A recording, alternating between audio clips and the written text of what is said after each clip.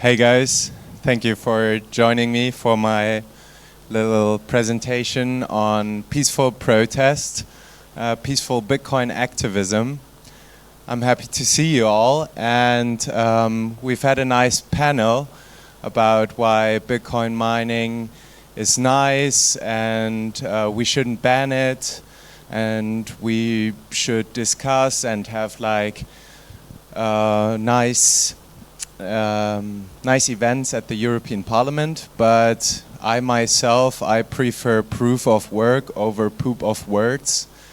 So I take direct action in front of institutions and vibrate the Bitcoin ethos and the Bitcoin vibes into the public and get into conversations with my fellow citizens about why Bitcoin might improve our livelihoods. Because I don't like to give presentations just on my own, I'd like you all to join me in my presentation. You just scan the QR code and then you're a part of this and can actually help make this a little bit better by giving me some input and asking me questions later. Yes, once you joined, you can click a thumbs up and you will appear down here, basically, and then I know how many people of you are inside.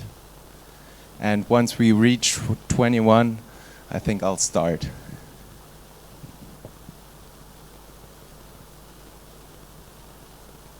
Okay, we're at 18, 19 now.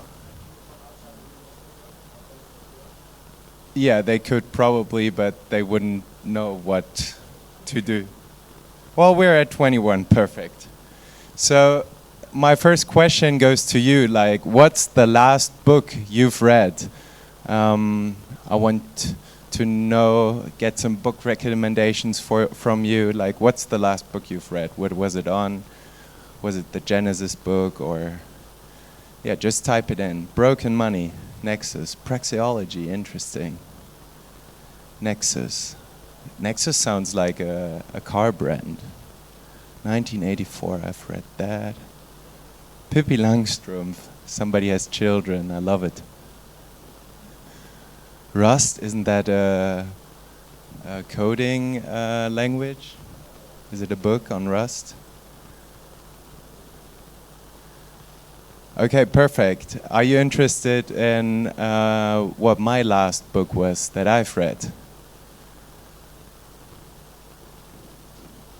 The last book I read was called This Is an Uprising, and it's on how nonviolent revolt is shaping the 21st century.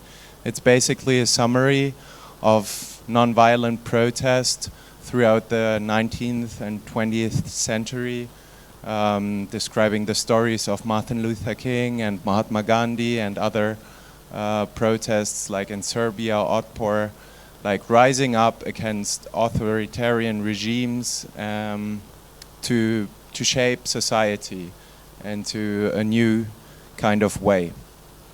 And this here is me last year, standing in front of the ECB with like the sign inflation is rising and so are we. I'm originally from the environmental movement, and I do protests by remixing the protests that the environmental movement uses and remixing them onto Bitcoin. So instead of the ocean is rising and so are we, inflation is rising and so are we, and then instead of sitting in front of the German parliament for 3 weeks with a sign study strike for climate, I sat in front of the central bank for 3 weeks and said like money strike for the climate. Because when I discovered Bitcoin, I was like, why the hell is nobody protesting? Like, fiat money is one of the biggest injustices we can witness as Bitcoiners. And everybody, I think, in this room really gets enraged when they really see the destructiveness of this system. I was like, nobody, like everybody's talking about Bitcoin on conferences and podcasts, but nobody's out there in public voicing their anger about the injustice going on. So I was like, okay, if nobody's doing it, I have to do it. So it started on block 800, 1193. That's where I sat down in front of the central bank and was like, yeah, I'm gonna stay here for a couple of weeks. And they had to get used to it, I had to get used to it, but it's been over a year now, and I'm really enjoying it. Over this year, I've seen some quotes. One of Jeff Booth, he said, if everyone who is out protesting instead went and bought Bitcoin, it would all be over quickly, which is kind of true. But I think if everyone who has bought Bitcoin went out and protested on Saturdays for Satoshi, it would all be over very quickly as well, because we're Bitcoiners, we understand this shit, we have kind of the, we're obliged to share our knowledge and values with our fellow citizens, because that's what Satoshi did, he selflessly gave us Bitcoin, so why shouldn't we Bitcoiners selflessly share this idea to our fellow citizens? So, no Jeff Booth, buying Bitcoin and circle jerking on pod conference will not suffice.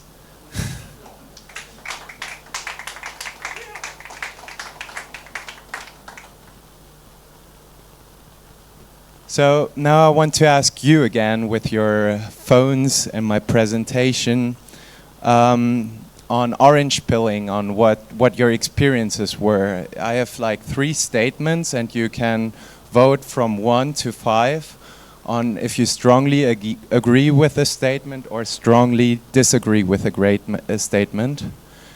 So I love to talk about Bitcoin and its potential benefits for human progress. I felt frustration orange pilling my social circle.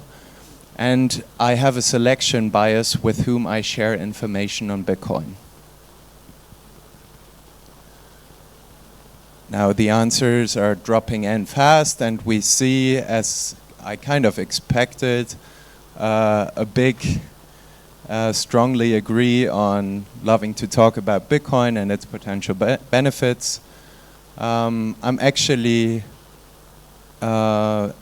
surprised that the selection bias has more agreement than the frustration on orange pilling my social circle. For me personally, I had like much frustration trying to orange pill my friends and family. We'd now circle around Bitcoin topic, which is kind of hard, but yeah, selection bias, strongly agree. So for me personally, I strongly agree with the upper 2 statements, but I strongly disagree with the lower statement. Why do I do that? Because when I'm out protesting, I have no selection bias. I'm just there, it's a passive protest, and people come to talk to me, whoever feels the vibe and thinks about the sign. So it's like, it's a question putting out to everyone, and then everybody who likes the question or who is curious, intrigued, can come ask me. And I feel like we as Bitcoiners, need to be like, wait, why do I even have this selection bias? Why do I select which people might be intrigued or curious about Bitcoin? Let's be like Satoshi and be like, this is an idea for everyone. Let's just vibe it out into the public, and whoever vibes with it will approach us. So, changing the world is hard, but changing ourselves or yourself, that's the Herculean task.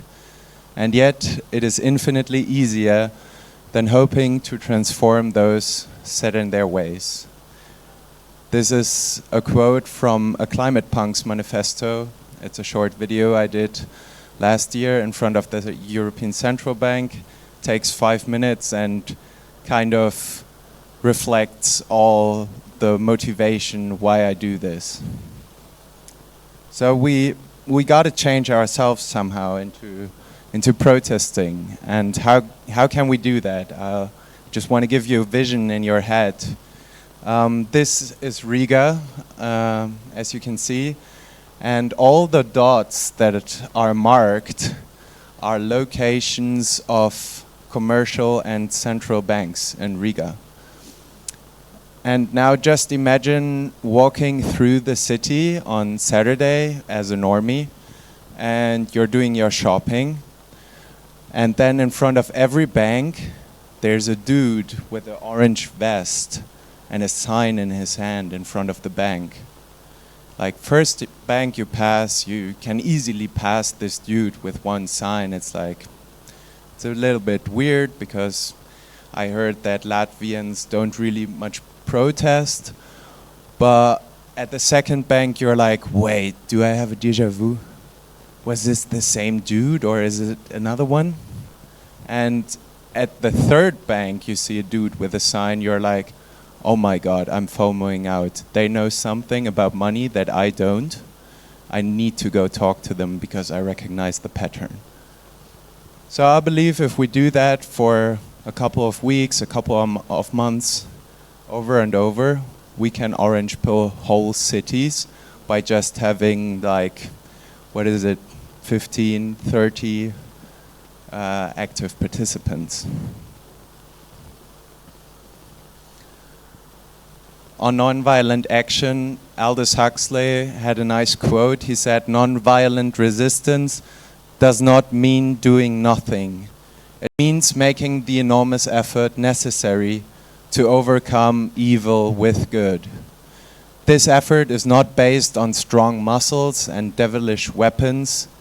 It is based on moral courage, on self-control, and on the constant, tenacious awareness that there is no man on earth, however brutal, however personally hostile, without an innate foundation of goodness, without love for justice, without respect for truth and goodness.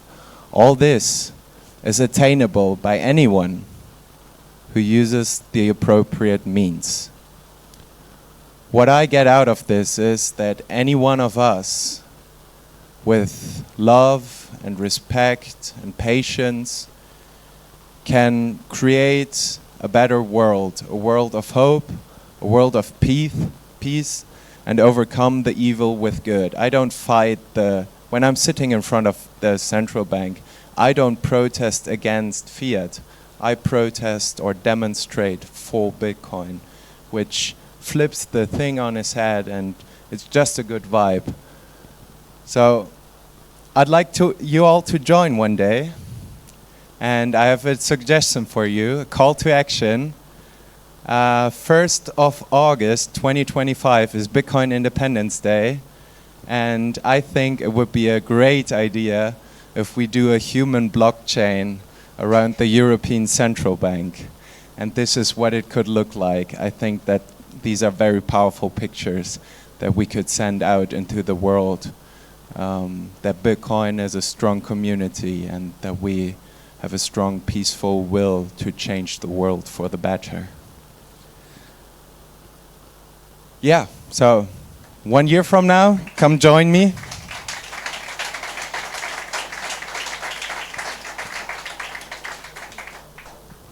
Thank you, guys. If you want to spread the idea of the human blockchain or of Saturdays for Satoshi, this is my NOSTR NPub. You can find my posts there on NOSTR.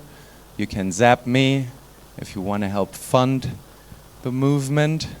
And I actually took some time this morning to create a geyser fund because I've been financing this out of my pocket so far this last year. But if you want to help me buy like pencils for my board sign or anything, you can donate here. Thank you for your attention. I hope to see you 1st of August 25.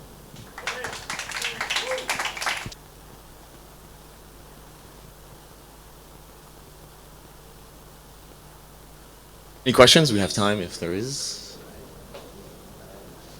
yeah, if there are any questions and you're afraid to ask, you can write them down here as well. But There you go. How effective were your sit protests? How many people came and talked to you? so the hardest thing about these protests is when you go into into a city with a big sign in front of holding a big sign, you think everybody will be watching you and will be asking you what the hell you're doing. But actually, almost everyone is about to ignore you. So this is the hardest part about it. But every Saturday when I sit in a city, I get approached by 1, 2, 3 people. Like sometimes people just ask me very quickly and move on. But I've had over the year like 50 conversations of 2 hours and more. And each of these conversations enrich me and my partner, my conversation partner. So I believe it is powerful, yeah.